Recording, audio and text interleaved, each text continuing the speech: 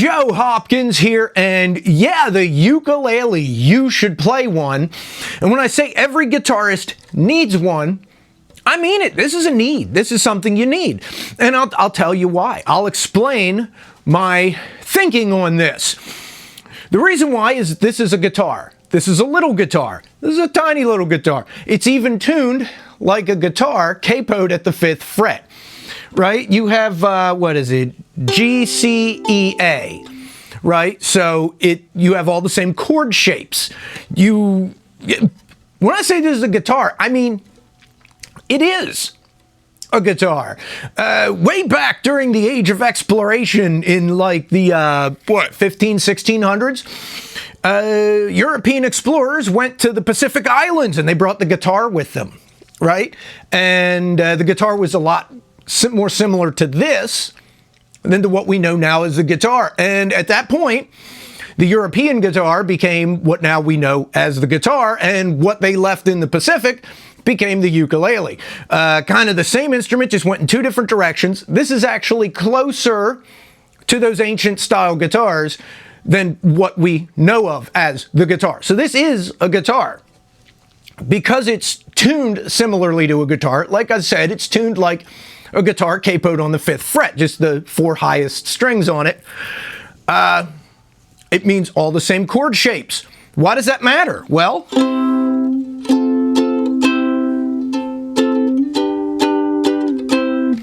you can practice on this and improve your skill. It's like a guitar.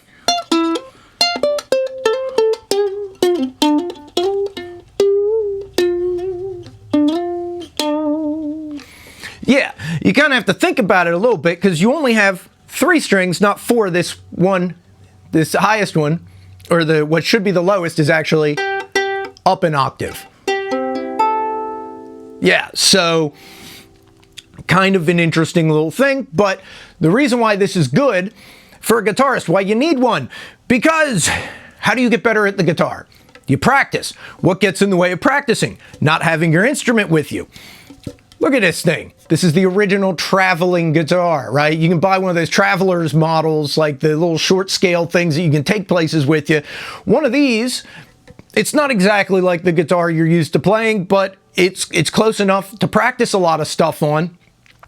And look at the size of it. It's tiny. You can literally take it anywhere. You can put it in a backpack. You can set it next to the couch in the living room. It doesn't take up any space. And then you can practice anywhere. You can just pick it up. I do that myself. You got it set next to the chair, pick it up, play on it. And it's not like these are expensive. This thing was like $25, I think. And, you know, it works. It works fine. You're not looking for something that's horribly pricey. You can buy expensive ukuleles if you really get into the uke and you want something really nice. But you don't have to. You can literally just get some cheap thing. They're anywhere from $20 to $50 for an inexpensive ukulele. And yeah, you could spend hundreds if you wanted to, but you don't have to, which is pretty cool. And then you can even take it to parties and, you know, play your songs and sing them. Now, because it's tuned like a guitar on the 5th fret, it means that like your C shape is actually F. You know, and so on and so forth. You kind of have to transpose a little bit in your head. But the chord shapes are the same. So you don't have to worry that much about it. You can just fiddle around with it, practice on it, play with it. And they have different size ukuleles too. I have here a baritone uke, which I haven't tuned up. These are a little bit bigger. You see, it's a little closer to the size of a guitar. This doesn't have that higher string that, you know, the ones an octave up. This is actually tuned just like the highest 4 strings on a guitar. D, G, B, E. So you get a baritone uke. It really is just a small 4-string guitar. But it is a little less portable. Yeah, that's why every guitarist should have one of these. And the cool thing is, if you play hammer claw banjo, this string, the G string that's tuned up an octave, lets you do hammer claw on it, and it sounds good.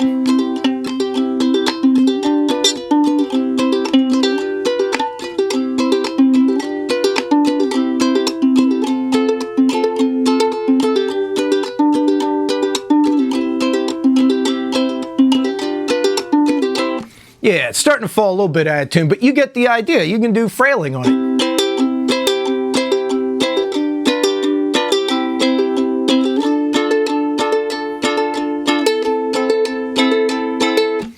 You get the idea. Just for the simple fact that this is something you can take anywhere with you and play it like you would a guitar makes it very convenient.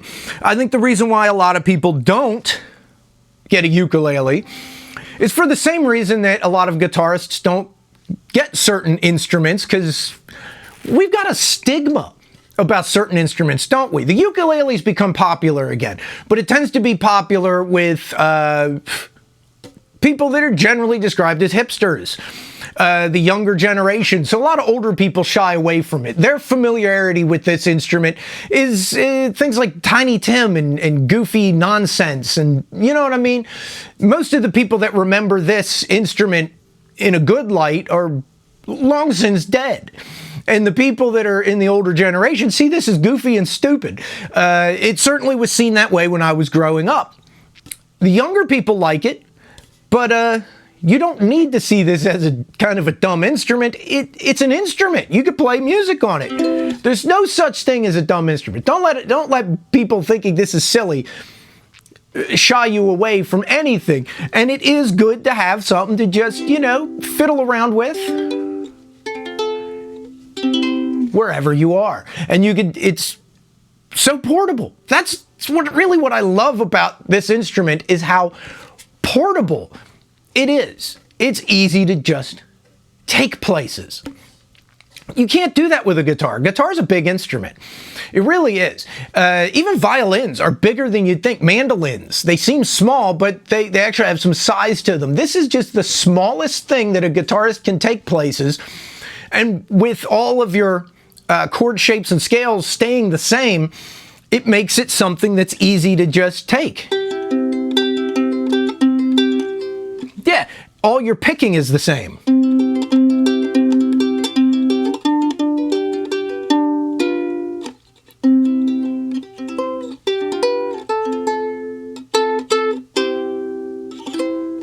Yeah, and you can practice whatever you want, wherever you want. Like I said, they're not a lot of money. And even cheap ones, right? It sounds okay enough. And I like this little thing. It's rather beat up, this one is. I've taken this everywhere. It's actually my wife's, and she's taken it everywhere. And we've had a lot of fun with it. So there you go. That's my thoughts on it. If you're a guitarist and you want something you can practice with, play with, take to parties, go anywhere, yeah, one of these is great, especially a cheap one, because then it doesn't matter if it gets beat up or even if it gets broken. You can get another one inexpensively enough, and it's a fun thing to play with. And I mentioned that older people sometimes see this in a negative light because I've looked at my analytics. Most of you guys are in your 50s or 60s or older that are watching these videos. So you might look at it and go, that's one of those goofy things. It's not. There is no such thing as a goofy instrument. There just isn't. It's an instrument. You can do all kinds of cool stuff with it. And if you record like I do, this gives you the opportunity of having, like I've said about other instruments, having something with a slightly different sound to add to your mix, which can be really good. That can be a really good thing. It's nice to have a little higher end that you put in it, in your mix, along with guitar and all the other stuff, and it just gives it a little more fullness, and it's another sound that you can use, which I like too. I've used this for recording. This one specifically I've used for recording a good bit, you know? Yeah, and it's really going out of tune now. I think I need to replace some of the tuners on this. This thing's getting old, and like I said, pretty beat up. So there you go. Get one of these, set it next to your chair, just have it there to practice with, play with. It's not terribly loud. You're not going to wake up the house with this thing or disturb the neighbors. And it's just a nice little instrument to pluck around with. And like I showed you, it's easy. It's all the same as the guitar. So, you know.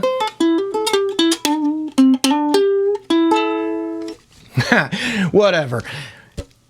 I hope that you found this kind of informative. I hope you enjoy my videos. If you do, check out the playlists that come up at the end here, and I'll see you on the next video. I love you all. Peace out, baby. Bye-bye.